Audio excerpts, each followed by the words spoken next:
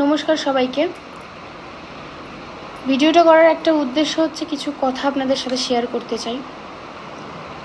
যে আমরা পৃথিবীতে প্রায় যতগুলো মেয়ে আছি সবাই প্রায় হেনস্থার শিকার হয়েছি, ট্রামে, বাসে, সব জায়গাতে, পাবলিক প্লেসে, সব জায়গাতে।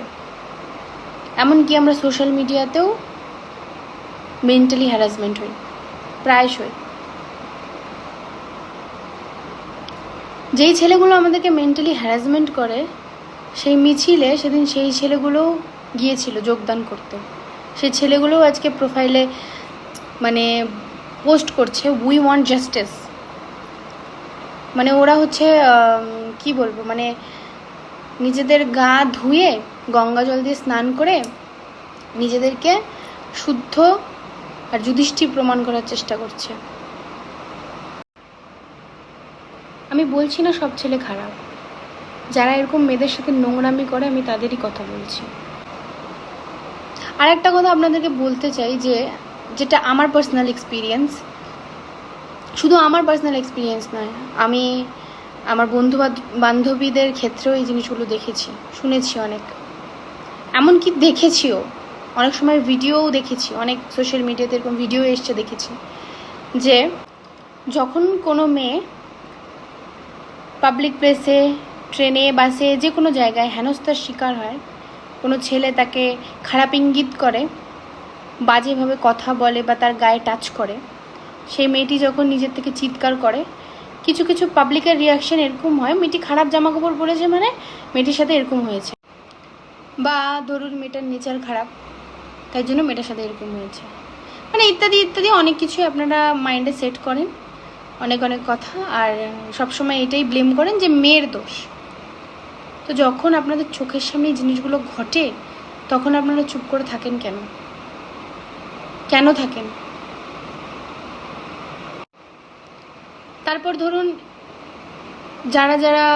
যাদের ঘরে মেয়ে আছে, অনেকের মানে অনেকেই শুনেছি যে অনেক খারাপ এক্সপিরিয়েন্স হয়েছে, যে রাস্তায় কোনো কিছু হলো বলতে ভয় পায়। কেন?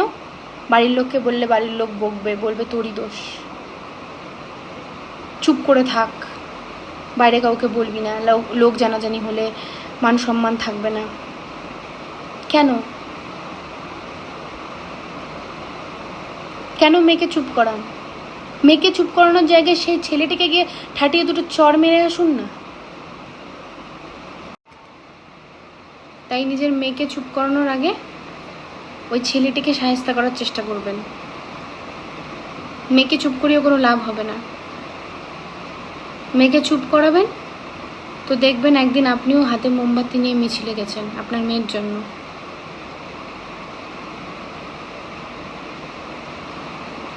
মেয়েদেরকে ব্লেম করে কোনো লাভ নেই।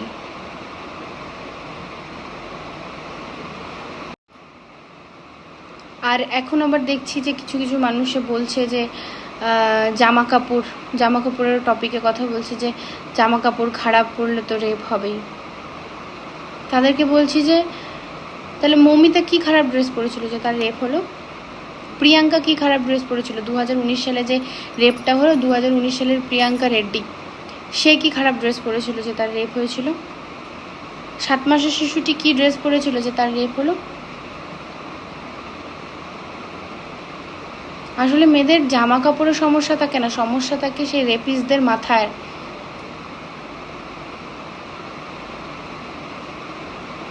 তাদের মানসিক সমস্যা থাকে, আর কিছু কিছু সমস্যা কিছু কিছু পাবলিকের মাথায় থাকে, যারা মেয়েদেরকে জামা কাপড়ের দিক দিয়ে বিচার করে। ছোট জামা কাপড় পরলেই সে খারাপ হয়ে যায়, আর শাড়ি পরে থাকলে তার নেচার খুব সতী সাবিত্রীর মতন হয়ে যায়। এগুলো ভুল ধারণা আপনাদের। তাই মানসিকতাটাকে এবার চেঞ্জ করুন। এবার থেকে যখন চোখের সামনে কোনো খারাপ কিছু দেখবেন, প্রতিবাদ করবেন। আমি এখানে কোনো ভিউজ কামাতে আসিনি বা কোনো জ্ঞান দিতেও আসিনি, আমি একটা মেয়ে হয়ে বলছি। এগুলো আমাদের চোখের সামনে ঘটে প্রতিনিয়ত, আমরা দেখি, আমরা ফেস করি এগুলো জিনিস। এগুলো কোনো বানানো স্টোরি নয়, এগুলো চোখের সামনে দেখা স্টোরি। যারা এরকম প্রতিদিন করে না, তারাই একদিন বড় হয়ে যে এরকম বড় বড় রেপিস্টে পরিণত হয়। একদিনেই কেউ বড় চোর হয়ে যায় না, ছোট ছোট চুরি করতে করতেই সে বড় চোর হয়ে যায়। তাই জন্য বদলান। যখন এরপর থেকে দেখবেন আপনার চোখের সামনে কোনো খারাপ কিছু হচ্ছে, প্রোটেস্ট করুন, ওখানেই প্রোটেস্ট করুন। ভালো থাকবেন, সুস্থ থাকবেন, সাবধানে থাকবেন।